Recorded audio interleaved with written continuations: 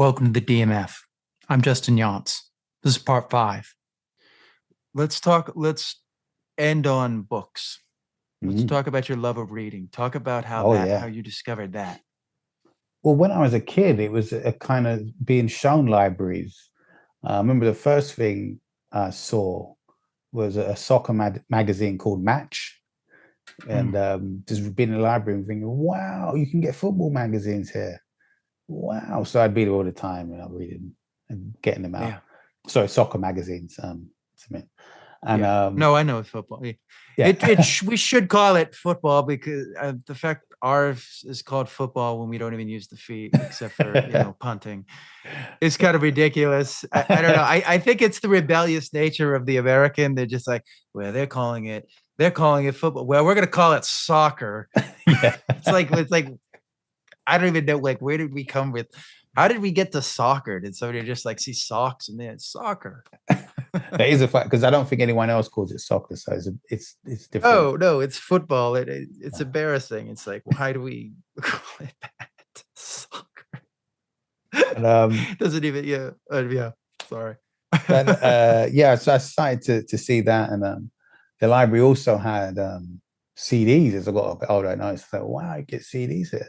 I remember Prince's first album. I remember getting that out of the library. So there was so many different elements at a younger age, and then as I just got older, I just remember really just taking a liking, feeling really at home in this place.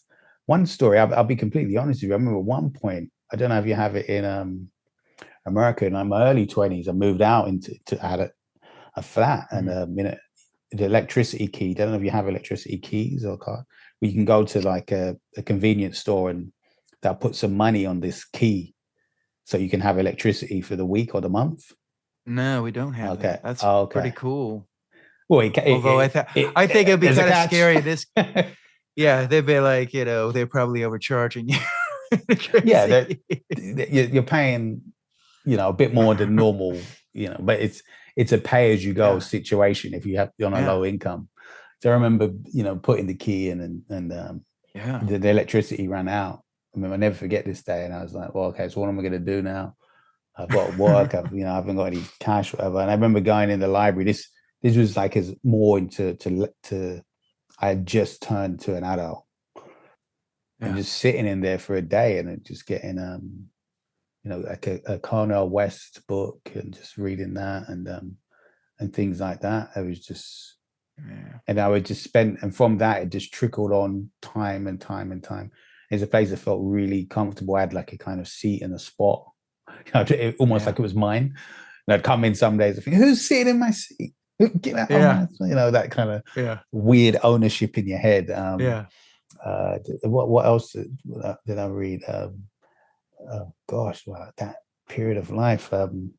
Adam Smith, one of his books. Edmund Burke. I read a lot about Edmund Burke.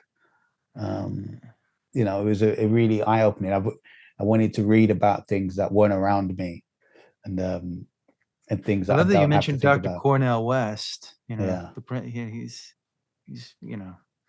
he's very political now. Yes, yeah. I mean, the book itself was political, but it just came by. It was next to a book Cosby had written, and I thought, well, I know all about Cosby. Well, I thought I did. That's changed. Yeah. So the book next to it was Cornel West. Yeah. And I think I said earlier, but off air, that's one of the great things about going in a library is you might not necessarily know what you want to read. You might not necessarily know a book you have any interest in, but happy accidents happen, and before you know it, you're reading with Dr. Cornel West, and you're reading about Edmund Burke, and you're reading about curiosity, bell hooks, reading all sorts of things. And a photography book, I can't remember what it was called. I remember picking it up and thinking, okay, understanding the mechanisms of a SLR, not a DSLR camera, single lens reflective, and that was really interesting for me. Just thinking, just reading that book about photography and how the camera is made and why, it made me understand why some of these cameras are so expensive, because there's so much that has to go into it. And the art and craft of making one of those cameras, you know, I mean, back then, I'm talking about, this would have been the year 2000 or the year 2000. So it was a different time. You know, you didn't have DSLRs everywhere like you have now, or, you know, your phone can take a beautiful photo.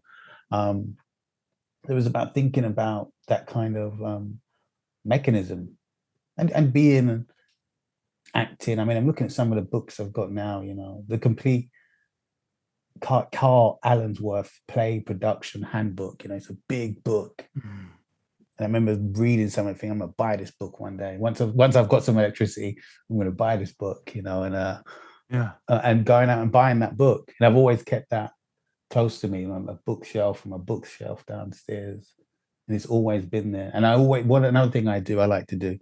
Sorry if I'm going on a tangent here. I probably have been most of the podcast. Keep going. No, I love this. I like reading books that by someone I wouldn't necessarily talk to. And I think that's a powerful thing more people should maybe look to do. But I mentioned Spike Lee and Richard Linklater. I've got a book by each of them. But I think I've got more books by people whose opinion I don't necessarily share, because I think that gives me a good counterbalance to the way I'm thinking personally. Can you give us an example of one of the people that you don't share? Yeah, sure. I mean, like some of the things maybe Jordan Peterson may say, I might think, okay, make your bed. That's a good thing to say. But other things he says, I think might be a bit divisive. I mean, personally against him, anything like that.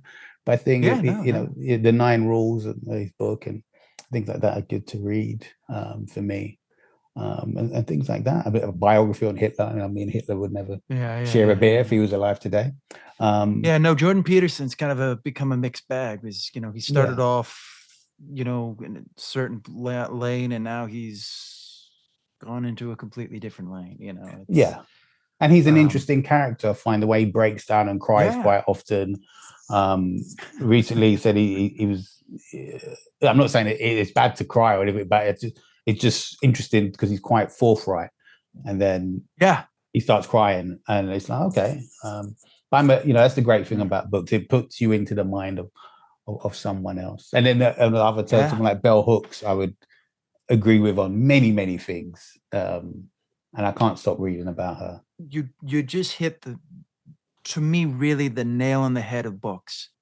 It puts you in the head of somebody else. And I think that's the thing that, like, especially if you're an actor and you're trying to get into somebody else's head, get a book about somebody in that head, in that kind of frame space, and you can kind of get an idea of how they may think. It may give you ideas. It may not, but it's, that's the thing that I think a book can do, is really do a different narrative. Film, I don't think always can do that, but sometimes the book will lead you to, because how somebody reads a book is just, it's to their own experience. Whereas with film, it is to your own experience, but it's more driven. You know, like this is how it is, because they're giving you the visual element. Whereas, a book is hinting at it, but you could be thinking of a different shade of red than the person there. Like I could say she was wearing a red dress. Well, was it a bright red dress? Is it a dark red dress? It could be anything. Whatever comes to your mind is going to come, and I think that's the great thing about books, is it's going to enlighten you into seeing things. One, I think it builds imagination, but it also builds the empathy. Brilliant.